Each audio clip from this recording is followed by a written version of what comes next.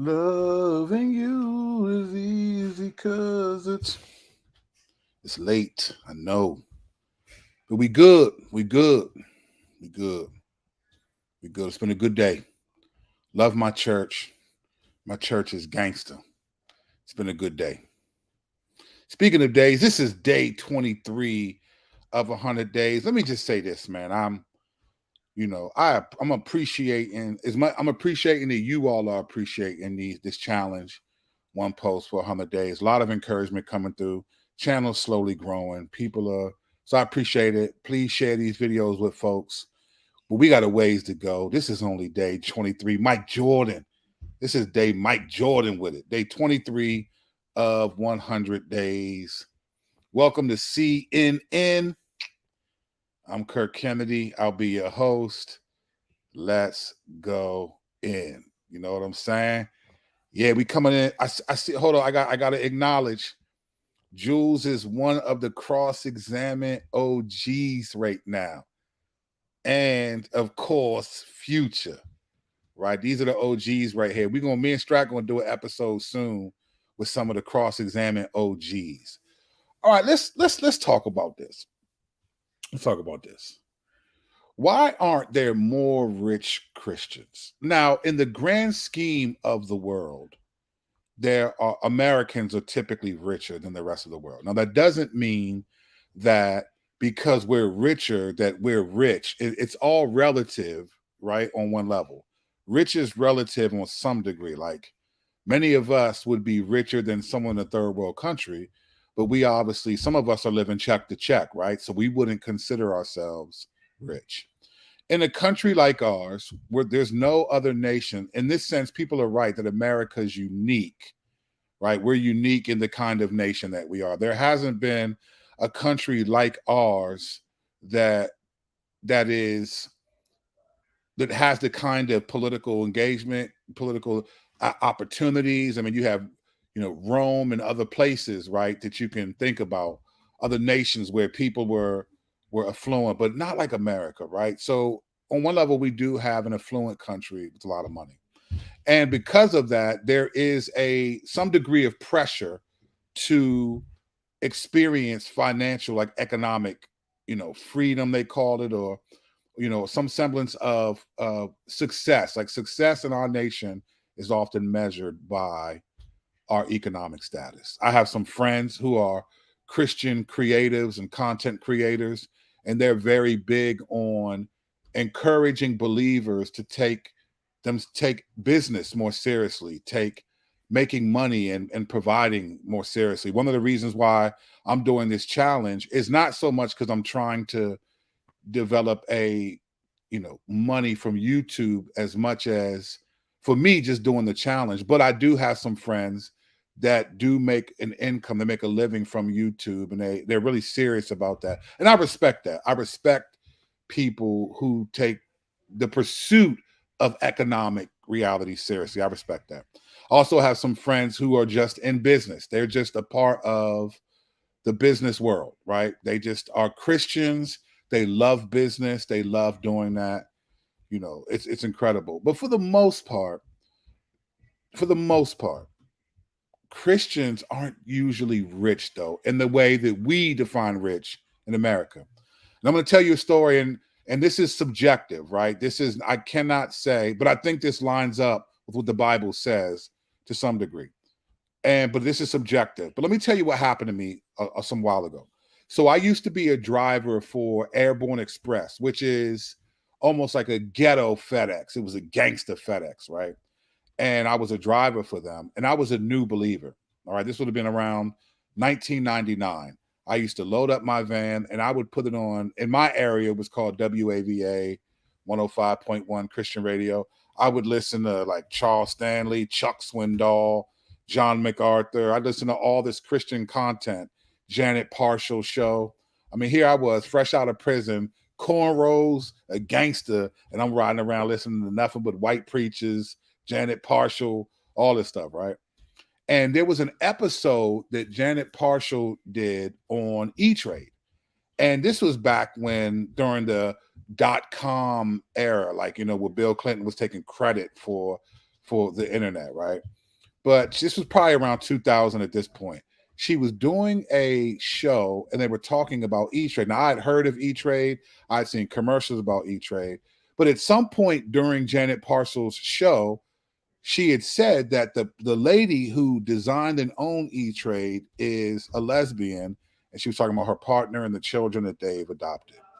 And I back then, being a lesbian wasn't what it is now. Like nowadays, you're supposed to accept, approve, and be an ally. But back then, they were still fighting for those things, right? So I was a newer believer, but I was serious about the Lord, and I was driving. And after I heard this story, I remember saying this. I just you know how sometimes you just talk to the Lord and you don't expect anything back. You just saying stuff. So I was just riding, and I had this thought, and I said, "Wow, Lord, why do you give all the people who are not Christians, like, why do they become rich?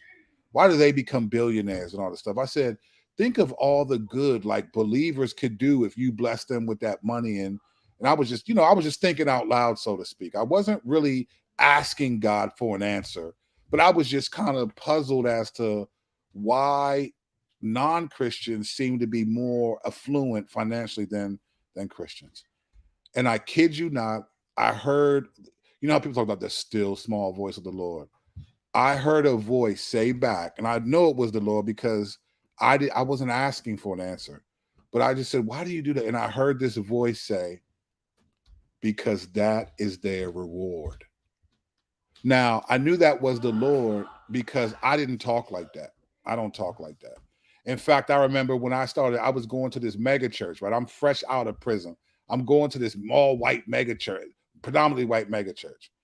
And they just talk differently than me. I remembered one time hearing a message, and then after the message in the lobby, all these dudes were like, "Bro, I was so convicted by that message." And I was like, I heard convicted and was like, "What?" And I said, "Hey, bro, you convicted?" And they were like, "Oh, yeah, bro." And I said, "Hey, what'd you do? Like, what you go in for?" And they were like, "What are you talking about?" And I said, "Well, what are you talking about? You said I'm convicted." Now, you got to remember me, I'm fresh out the clink. So to me, when I hear convicted, I'm thinking, he was like, "What are you talking about?" I said, "You was convicted, right? Like, what'd you go in for?" Like, I know what I was convicted for. What about you? And he was like, "No, no, no, I meant convicted," and he explained what he meant. I was like, "Oh, man, I got to learn this new language, right?" So it was a different way of communicating. So I knew it was the Lord because he was like, basically, that is their reward. That's all they get. They don't get me. They don't get eternity. And that always stuck with me. And so I've never really desired to be rich.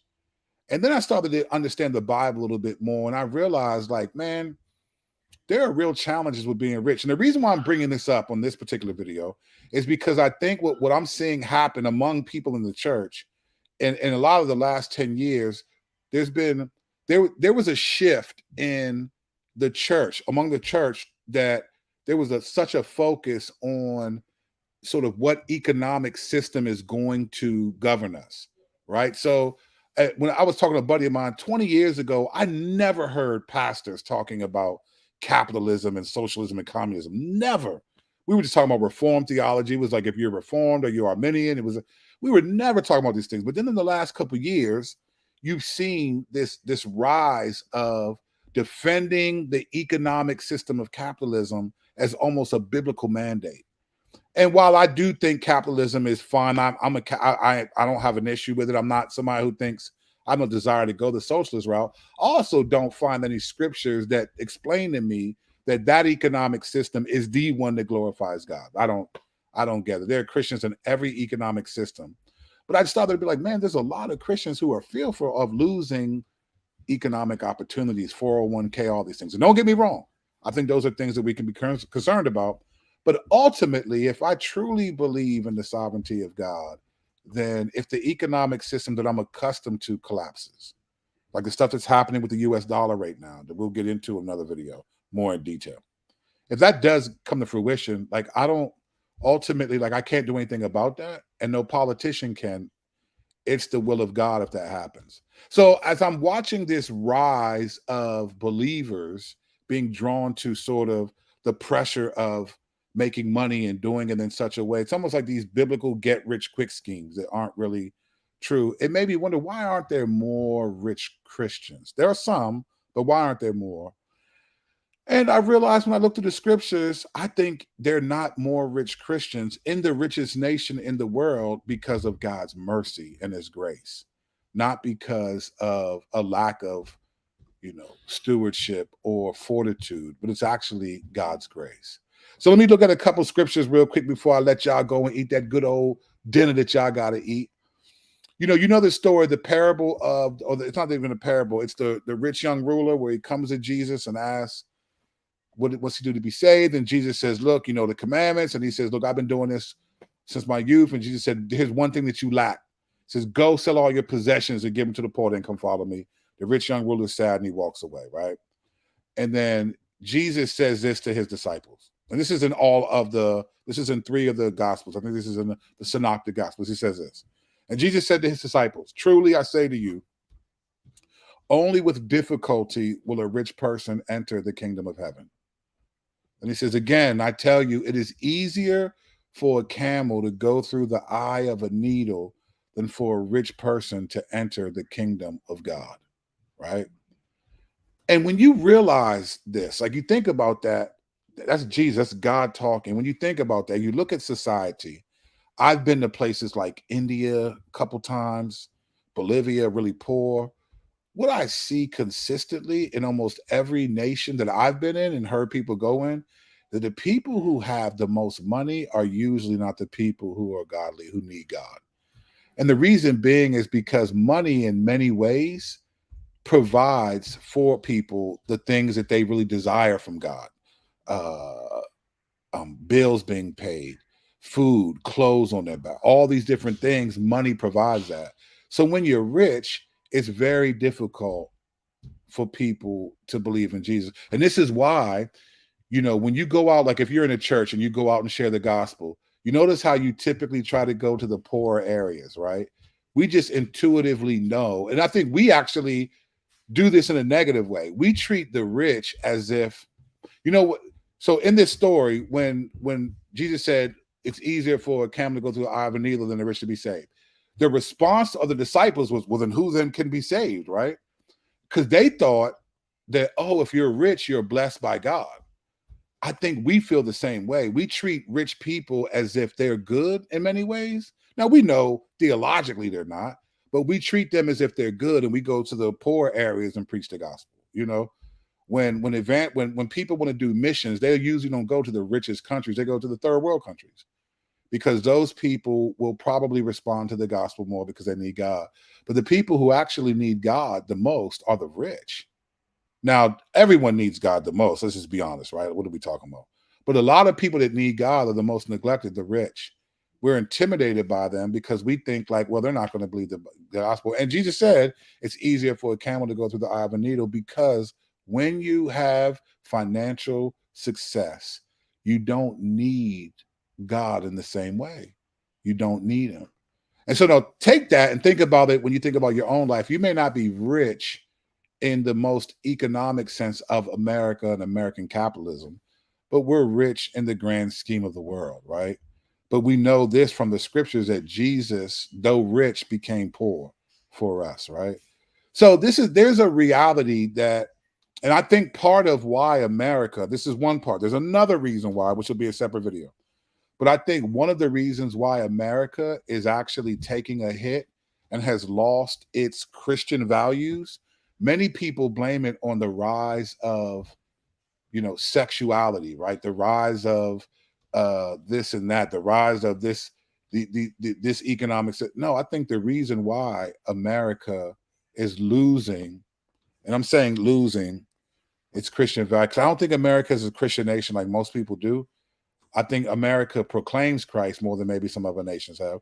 But Jesus said, people honor me with their lips, but their hearts are far from me. So he wouldn't call that Christian, but that's a different conversation. Y'all don't want that smoke today. It's Sunday. We're going to keep it in a different lane. I think a lot of the reason why America is turning out the way that it is because of its love for money, because of its desire for consumerism. This is why companies like Amazon was a great idea and has blown up, because now with the click of a couple buttons, you can just keep ordering stuff that you think you need. I know I struggle with that. I just like having a new package coming, a new book, a new whatever, a new something. I don't care. A new some new headbands. I just want something new all the time, right? There's a sense where we live in a country where money is God, and the desire for money and the need for money is so intrinsic to who we are that we're just affected by it. So the real problem is not an economic system like capitalism or wokeism or whatever that is. The real problem what God is exposing is that America in its foundation is a country that has chosen mammon over the Messiah. You know, people will say like, oh, racism is America's original sin. No, it isn't. Racism was slavery was not a racism issue. It wasn't a color issue. It was an economic decision to get these people to do this work. And then you get the Civil War. And then after that, Jim Crow laws, they were economic sanctions against Black people for not. So again, it's always been about money. Let's create laws to keep you from making money because you're no longer making money for us. The greatest color in America, the biggest racist color is green, right? But the enemy has this, but that's neither here nor there right now for this video. Lastly, I want to read this verse. This is Luke saying this. Jesus said this. He said this, but woe to you who are rich, you have received your consolation. I think a lot of, and you got the rich man and Lazarus, right? The narrative, like, and he said, look, when you were on earth, you had everything.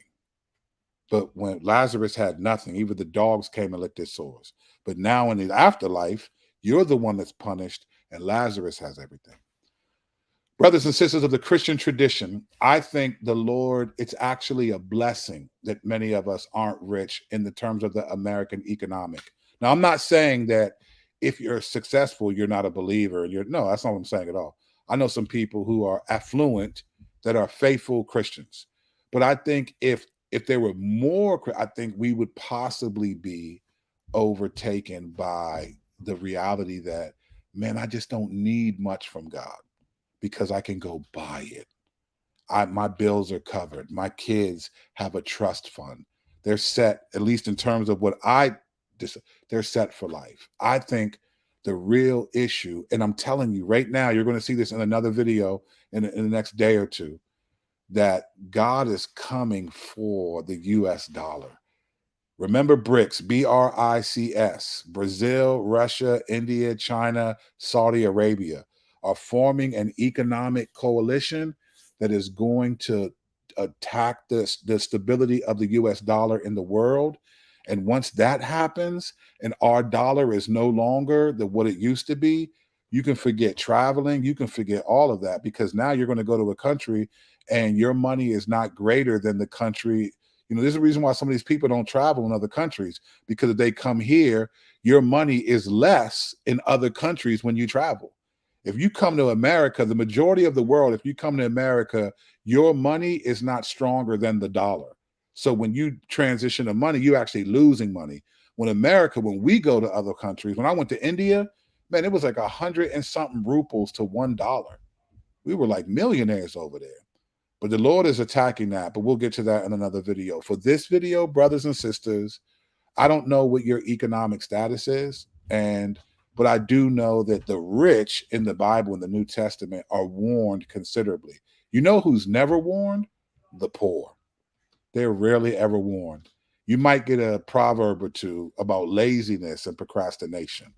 But the poor, and this is interesting because in our country, you know what's fascinating is we live in such an economic system and a mammon system that we treat the people who are poor, we treat it like a moral issue, like a sin issue. It's their fault. This is why James 2, and it's human nature. James is warning you, like, don't show favoritism, right? You treat the rich man one way and the poor another.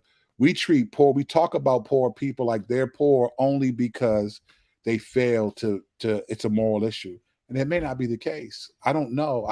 I see people that are homeless often. I'm with my kids, and there are times they'll see me give people money. And I tell my kids, listen, at some point, that man or that woman was you. They were your age.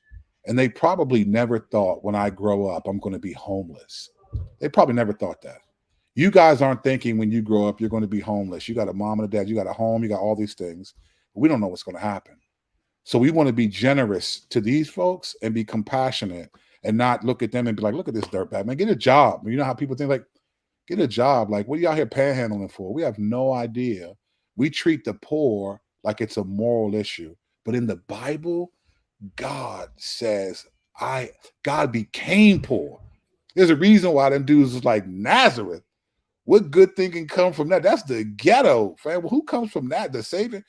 Jesus chose to be poor so that the rich, there would be no desire to come to him for economic financial gain. He chose to be poor.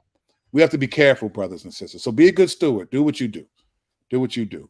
Do what you do. And I'm not saying we should change our economic system for those of you that are so theological that you misunderstand what's being said.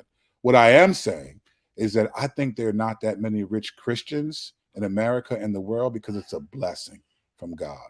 Because if we were rich in ways that we define rich in America, many of us, we think we would do well, but many of us would our hearts would harden. We would enjoy this life in ways that we can enjoy this life when we don't have the kind of financial means. So be faithful. Be faithful with your finances, but don't try to live the American dream, because the American dream is a biblical nightmare. There are too many warnings against the rich. So I think the Lord is attacking the economic stability of our nation for a reason that most people aren't saying. The conservatives think, oh, they want to be socialists, and the socialists think, oh, no, there's another level of why the Lord's attacking our financial stability. Is because we've allowed it for hundreds of years to replace what he is. We put more faith in politicians than we do prayer all the time. So the Lord's like, okay, cool. I'm going to give you over to the politicians, and you're going to have them. Let them, and you're going to see they're just as corrupt. Both sides are corrupt. All of it. It's whack. So, but what do I know? What do I know? What do I know? I still got this tooth that you can't handle. All right, I appreciate y'all. We got some, man, this is only day 23, fam. We got a ways to go. We got at least 77 more days to get to 100, and then who knows after that. I appreciate y'all. Don't forget to hit the like and subscribe button. Don't be like that. What goes up must subscribe. And then we don't need to come down, just subscribe, all right? Hit the like and subscribe button. Thank you. Also comment on the videos. I'm sorry, man. It's for the algorithm, I know. We're trying to grow the channel so that we can help other people like yourselves who have been helped. But I appreciate y'all. Thank you. Thank you for working with me in this challenge. This joint is no joke. Posting every day, but I'm starting to enjoy it. It's getting fun. I'm really getting fun. It's not as hard as I thought this would be. It's getting fun, and we're going to keep the party going. So I will see y'all tomorrow for day 24 of 100 days. I see y'all. Thank you. Thank you. Thank you. Until then, grace and peace.